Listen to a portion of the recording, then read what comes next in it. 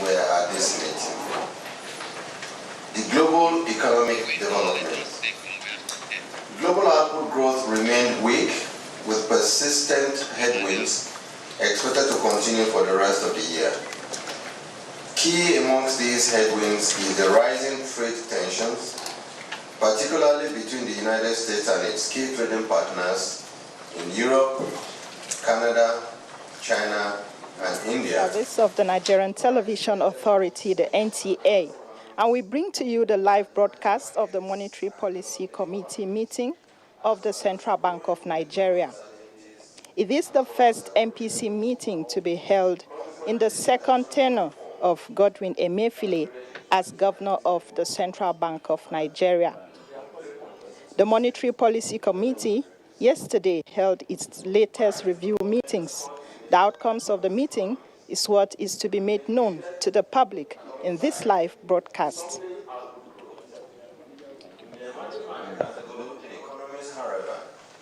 Inflationary developments were mixed in response to challenging macroeconomic conditions. The committee noted that the return to monetary policy accommodation by the advanced economies could see a new wave of capital flows to the emerging markets and developing economies as investors continue to search for high yields. Domestic economic development.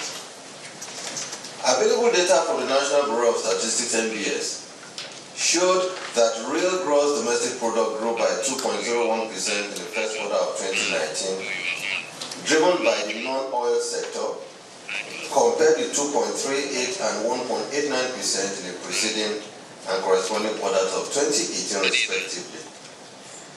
The committee noted the continued but moderate expansion in the economy, as indicated by the manufacturing and non-manufacturing purchasing managers indices, which grew from 27th and for the 27th and the 26th consecutive months in June 2019. The indices stood at 57.4 and 58.6 index points, respectively, in June 2019. Staff forecasts indicated 2.11, 2.39, and 2.56% growth in GDP during the second, the third, and the fourth quarter of 2019, respectively, expected to be driven largely by the non-oil sector. The committee, however, noted that the downside risks to these projections to include low credit to the private sector, high unemployment, delayed intervention of fiscal policy, as well as low revenue and fiscal buffers, amongst others. The continued intervention by the bank in the real sector is, however, expected to partly ameliorate the downside risks only in the short run, while sound fiscal policy is expected to drive growth in the medium to the long run. Committee observed that broad money supply M3 grew by 4.97% in June 2019 from the level at the end of December 2018 at an annualized rate of 9.95%. It was also below the indicative benchmark of 16.08% for 2019. The growth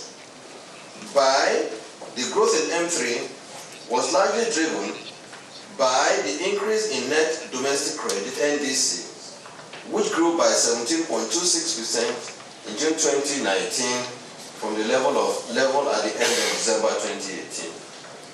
The growth in the net domestic credit was accounted for by the significant increase in credit to government, which grew by 55.8%, while credit to the private sector grew by 9% in June 2019.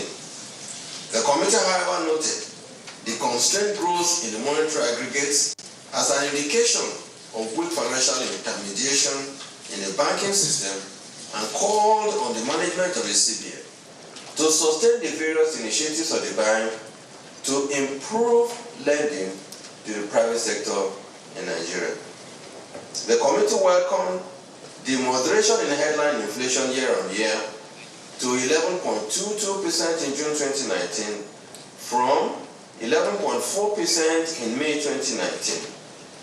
This was attributed to the decline in the food and core components to 13.56 and 8.80% in June 2019 from 13.7 and 9.03% in May 2019 respectively. It noted the development has been partly due to the CBN's support to the agricultural sector and the prevailing stability in the Nigerian foreign exchange market. The MPC further noted that although inflation moderated in June 2019, the continued pressure on prices continued to be associated with structural factors such as the high cost of electricity, transport and production inputs. The MPC, however, expects that with the commencement of the harvest season, food prices will taper further downwards. It thus, however, advised that the security challenges in some parts of the country should be addressed urgently to increase agricultural produce in order to sustain a downward trend in inflation. The MPC thus reiterated its commitment to ensure the maintenance of price stability. The net liquidity position and interest rates in the economy reflected the impact of liquidity injections and the bank's liquidity management operations associated with fiscal federalism, transformation of maturing CBN bills, open market operations, auctions, and foreign exchange interventions. Accordingly, the monthly weighted average interbank call and open buyback OBB rates oscillated around the MPR corridor, increasing to 8.38% and 8.71% in June 2019 from 5.14% and 8.34% in May 2019 respectively. Committee noted with concern the continued bearish trend in the equities segment of the capital market in spite of the sustained capital inflow to the economy, reflecting continued portfolio reallocation from equities to fixed income securities. Consequently, the all-share index declined by 9.11% to 28,566.79 index points on July 12, 2019, from 31,430.50 index points at the end of December 2018. Market capitalization, however, grew by 18.77% to 13.92 trillion on July 12, 2019, from 11.72 trillion at the end of December 2018. This was due largely to the additional listing of new firms during the review period. The committee welcomed the continued stability in the foreign exchange market and the steady accretion to external reserves, which stood at $44.88 billion as of July 19, 2019, 0.38% increase from $44.71 billion at the end of June 2019. The MPC also noted the steady moderation in non-performing loans ratio of the banking industry to 9.36% in June from 10.95% in May of 2019. While this remained above the prudential benchmark of 5%, its continuing moderation indicates the improved resilience of the banking system. Committee thus emphasized its resolve to further drive down the non-performing loans ratio in the industry so as to strengthen the strategic health of banks in the country. The outlook. The overall medium-term outlook for the global economy remains mixed, with indications of continuous softening of global output due to persistent policy uncertainties and sustained macroeconomic vulnerabilities. These are likely to be accentuated by the increasing trade tensions between the U.S. and its major trading partners, rising debt levels, and geopolitical tensions. On the domestic economy, output growth in 2019 is expected to remain weak, peaking at 2.27%, while inflation is projected at 11.37% by the CBN staff projections by the end of 2019. The underlying arguments in favor of these projections include favorable oil prices, stable exchange rate, moderate inflationary pressures, enhanced flow of credit to the private sector, sustained CBN interventions in the real sector, effective implementation of the economic recovery and growth plan, building fiscal buffers, and improved security in the food-producing areas of the country. Committee's consideration. In its considerations, committee noted the need to boost output growth through sustained increase in consumer credit, mortgage loans, and granting of loans to our small and medium enterprise companies. It also observed that the management of the bank had begun the process using benchmark loan to deposit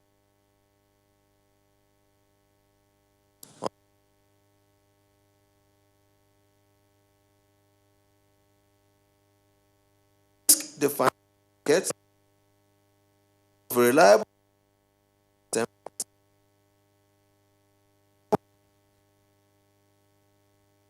Be gender sensitive. Don't look at me, Chooks. If you're the kind of person who really loves seeing yourself in action, get a wall-to-wall mirror. My name is Devan. We'll see you again.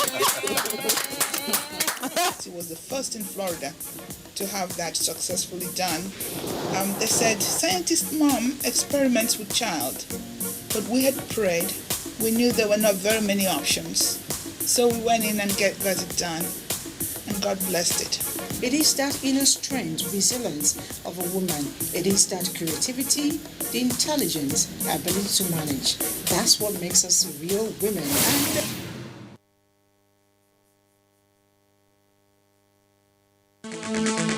Complement other measures geared towards improving the current account balance. It enjoined the bank to consider introducing incentives such as the reduction of charges on diaspora home remittances into Nigeria.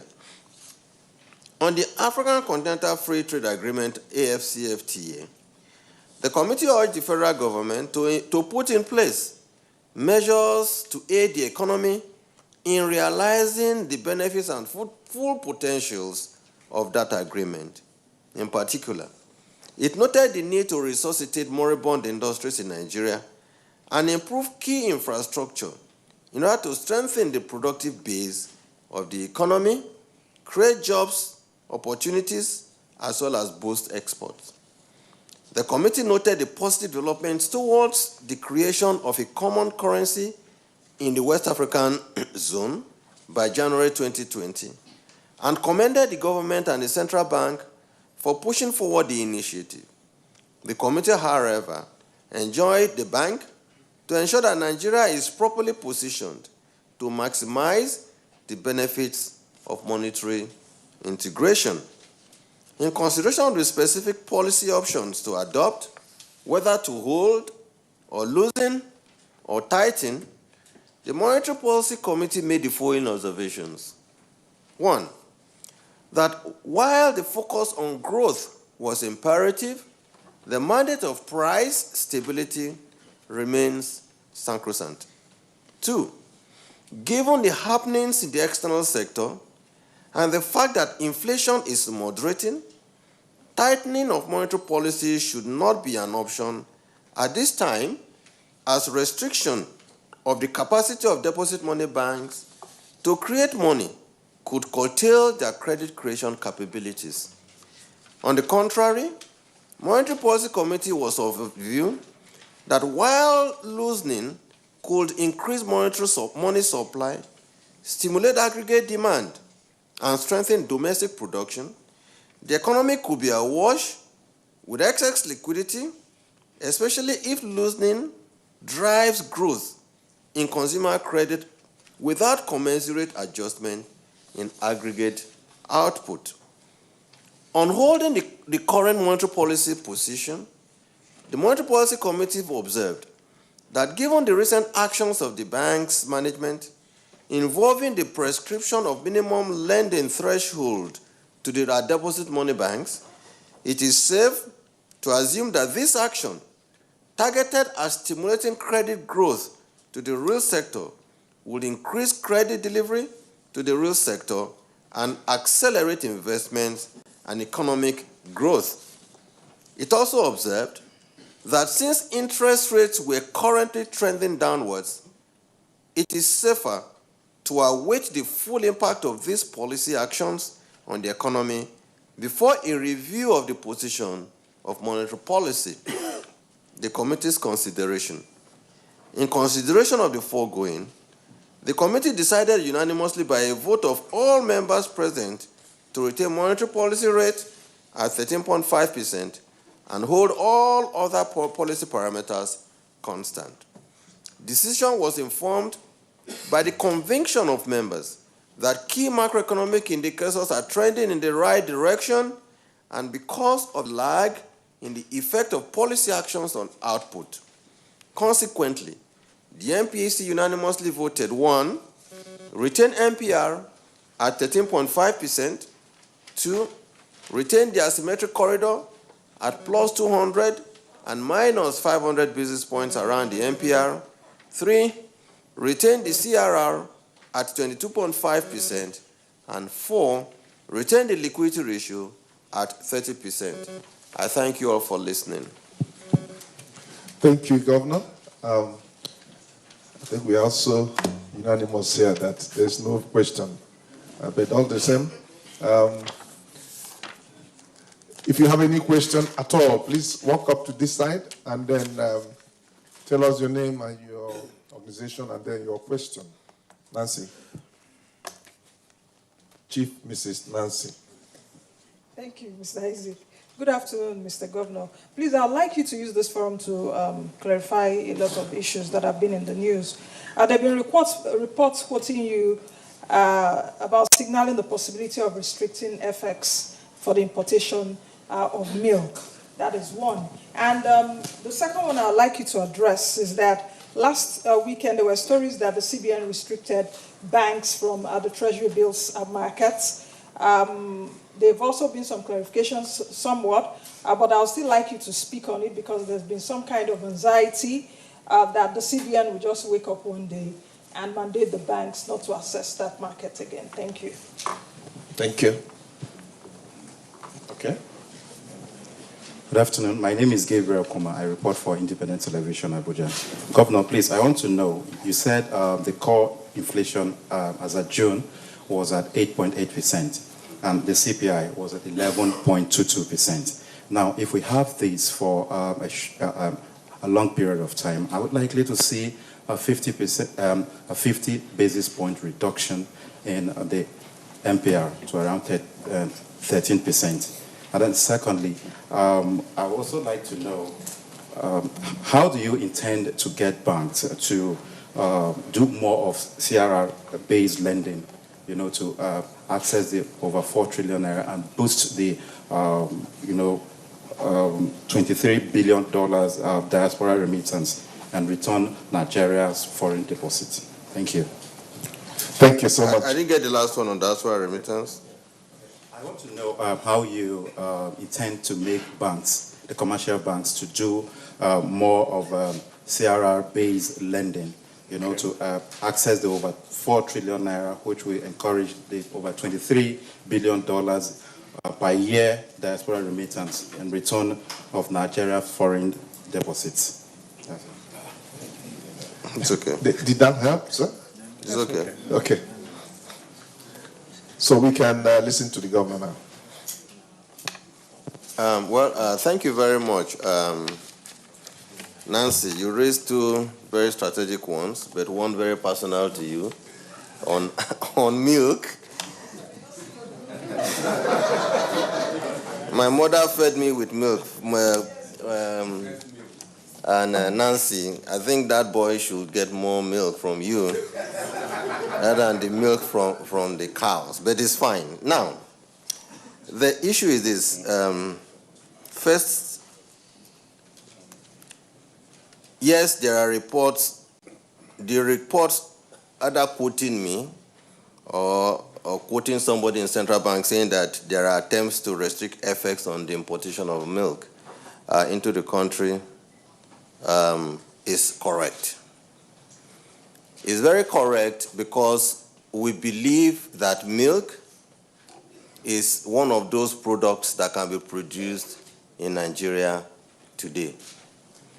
And you all must have heard me at different fora ask questions that we have seen the importation of milk in Nigeria before many of us were born, precisely over 60 years. West African milk, Friesland Campina, that I know as the foremost importer of milk into Nigeria, has been doing it by over 60 years. If you Google West African milk or Friesland Campina today, even on the website, they say that they have been importing milk or they have been in Nigeria for over 60 years. For over 60 years, Nigeria has been importing milk.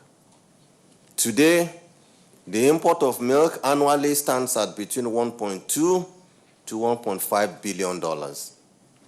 That is a very high import product into the country. Given that it is a product that we are convinced can be produced in the country and let's ask ourselves the question, what really does it take to produce milk? Get a cow and give the cow plenty of water to drink and let the cow eat a lot of grass, and the cow positioned in a place without roaming around, that cow gets fat and you can take milk out of it. The reason some say our cows are not producing much milk is because our cows roam around, they don't have water to drink. Under the pastoralist arrangement, you find that during rainy season they are somewhere. When the rainy season recedes and the dry or hot season comes, they begin to move from where they are. And then as they move, just like they are cows and they are not human beings, they consume whatever they find on their way. But unfortunately in that process, they create destruction to farm products and farm produce in the country. About 3.5 years ago, when the policy on the restriction of FX started, we considered including milk in the list of items that should be restricted from Forex. But we conjectured that based on the kind of sentiments that people like Nancy will show, that we should be very careful. We called in the management of the oldest milk importing company into Nigeria, WAMCO, into Central Bank in Lagos. We held at least 3 meetings with them. The IMD came with one of their ladies, and we held those meetings. We told them this would have happened, but that we decided not to allow it happen, but that we were trying to use the opportunity to appeal to them to backward integrate. Integrate backwards and begin a process of development and producing your milk in Nigeria. There are obviously 2 schemes. Either the West African milk or the milk importers acquire land and begin to graze their own cows and then fatten them and take the milk. And then, of course, they can also be complemented by the pastoralists who own their own smallholder, under a smallholder farming livestock farming arrangement. They can also get milk from them. Indeed, they could also be seen to be supporting the pastoralists, get them concentrated in a place rather than moving around, provide them facilities like water or hospitals or schools. I mean, if you are in a community, you want to enjoy the process of that community, there's nothing wrong in providing certain facilities to make those communities to blossom. Provide them with grass, even if you sell the grass to them. And the proceeds of what you get in return will be your milk to recoup your investment. Those are the kind of things that we expect companies that are importing milk into Nigeria to do. Unfortunately, after 3 years, or after 3.5 years, nothing has happened.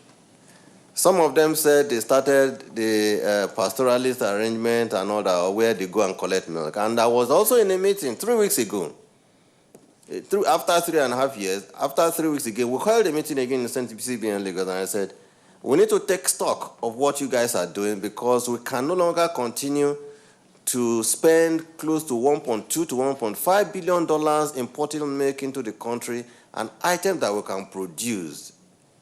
And to some extent, you should help us also to reduce the rate of the header-farmer conflict. Perhaps if you had started this journey about 3 to 3.5 years ago with us, by now, perhaps the headers and farmers conflict that we see today in Nigeria will not have been as intense as it is at this time. We would need your help at this time, because we can no longer wait for you to continue to be importing this product into Nigeria, because we are convinced it can be produced in Nigeria. That's our story.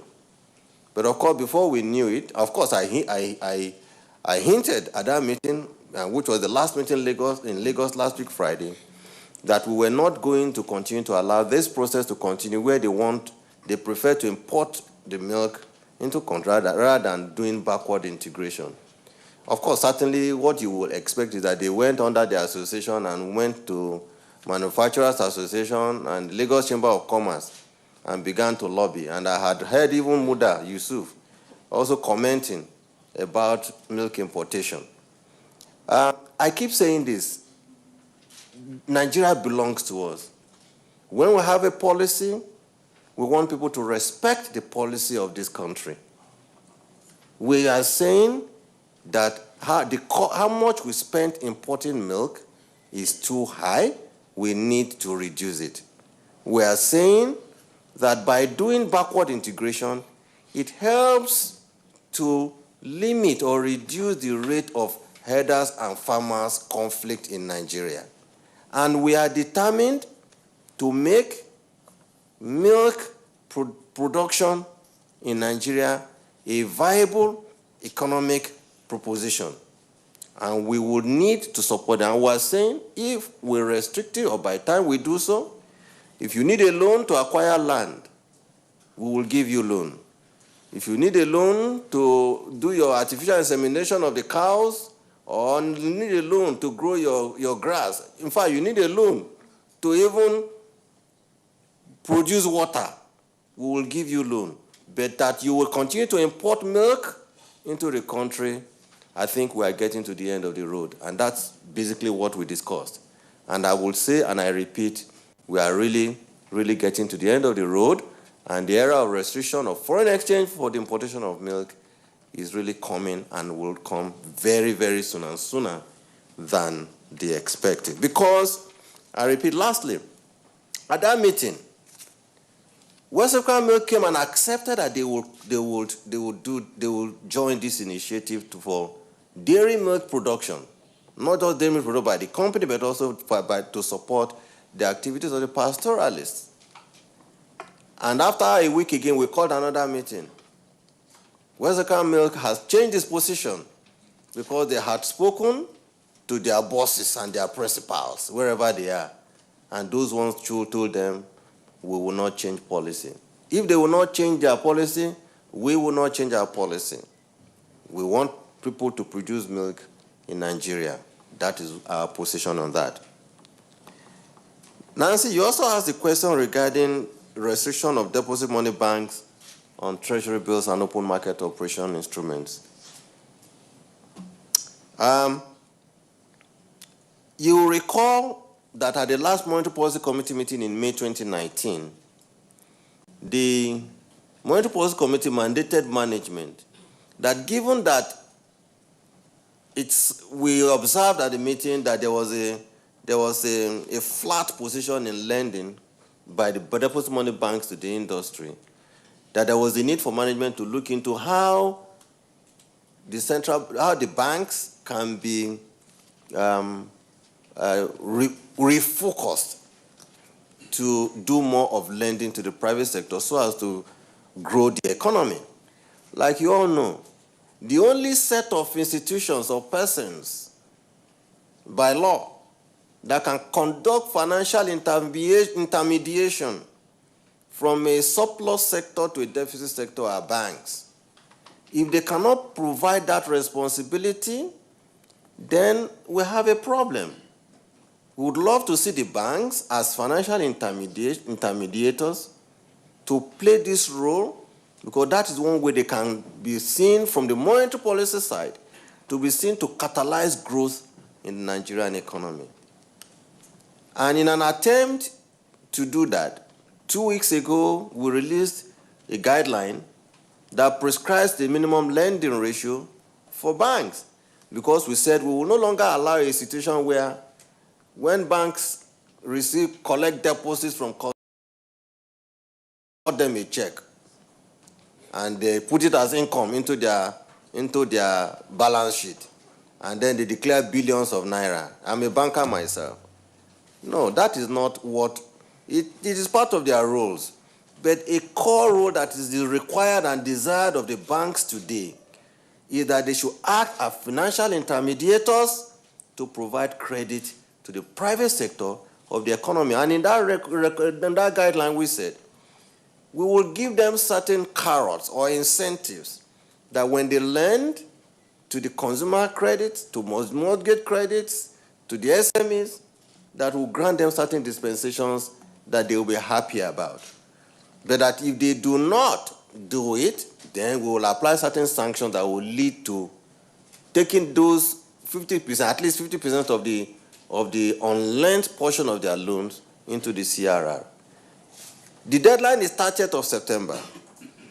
And after 30th of September, we are going to begin a month-by-month monitoring and then prescription of deposit loan ratio for the banks, loan deposit ratio to the banks. It is because we all must work. It is because we all must work together as Nigerians to do everything that is possible to grow this economy. And the central bank, in conjunction with the deposit money banks, who are at the monetary side of policy in this country, must be seen to play this role. If we don't play this role, then we have failed in our responsibility. That is the reason. So what did we do? In an attempt to see that, yes, that we sort of begin to make them understand that we're serious, last week we did an auction. 2 reasons. One, signal that, yes, we're still on a tightening mode because we're not going to go with the fiscal in terms of trending so aggressively downwards in rate. So we signaled close to about 12.25 to about 12.5% in the rate in the market, but also insisted that we do not want proprietary auction by the banks, in which case it should only be auction demand from their customers, either local or foreign investors, just that they must know that that is where we want them to invest the money. We don't want them to invest their money in treasury bills. It does not, and let me repeat myself, it does not mean that the banks are bad. It was meant to be a special auction, and I'm sure general auctions will continue. But at some point, from time to time, we can introduce special auctions to provide certain signals and really redirect the focus of actors in the money market or financial market about where we want them to go. That is it. So the story that maybe there are plans to bar banks from converting treasury bills and OMO is wrong. We would, but we need everybody's support to work with us in this attempt to achieve growth in Nigeria. And it is important that we say this, that when the Monetary Policy Committee looked at raised the concern that we had a flat loan deposit ratio. Then when we computed it, it was just about 57%. Whereas in other climes, loan deposit ratio in some cases is even more than 100%. I'll give you an example. In Brazil, loan deposit ratio as of today is 70%. United States, 75%. China, 71.2%. India, 75%. South Africa, 91%. Kenya, 76%. Japan, over 70%.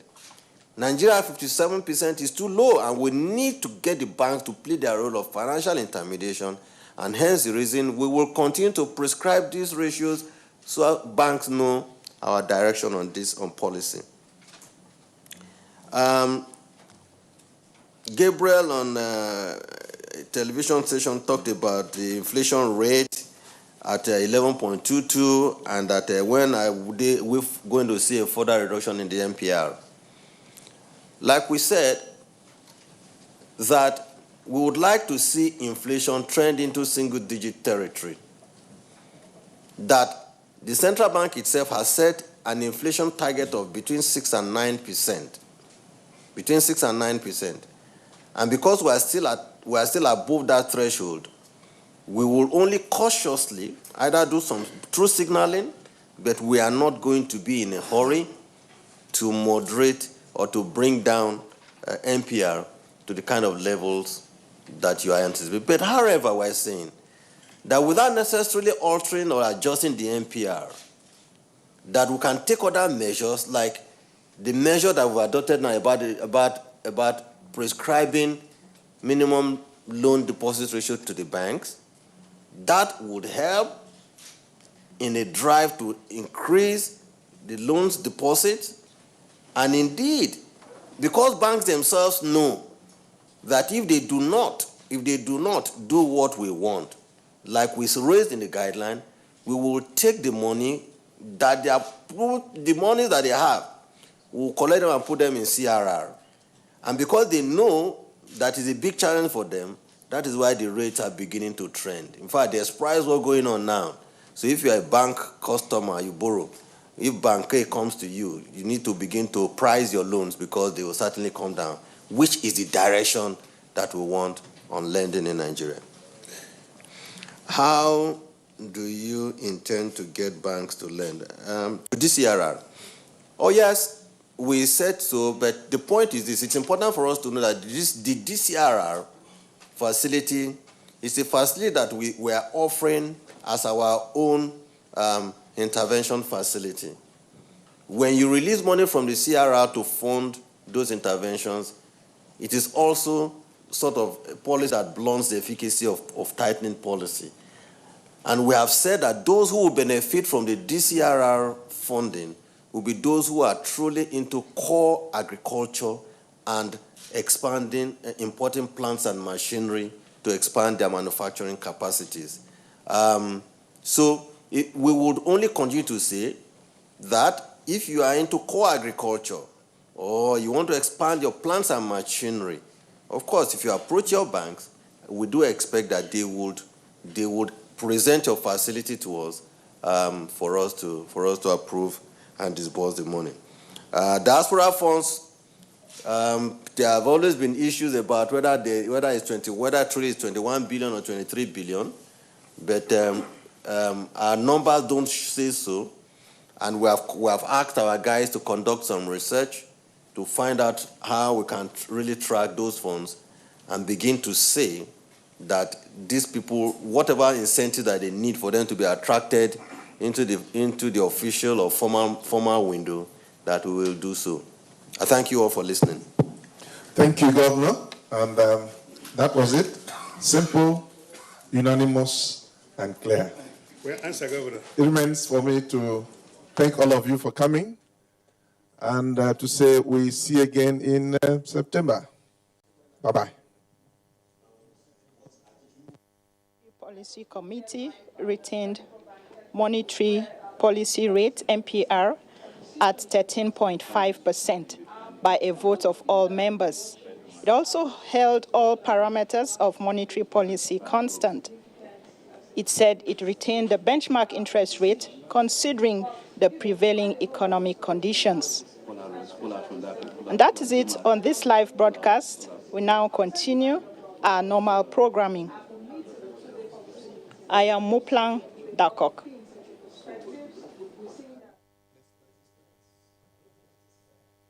Quiet, please.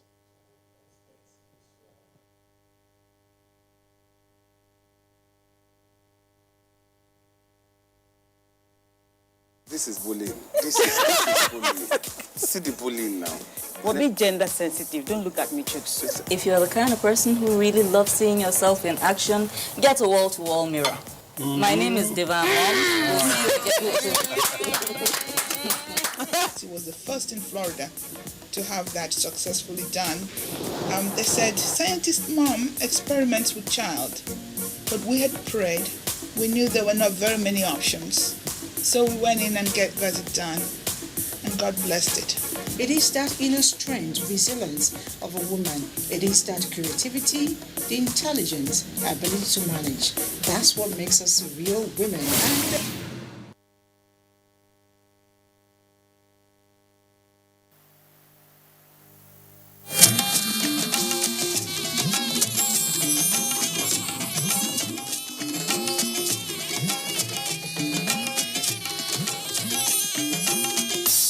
This is the network service of the NTA.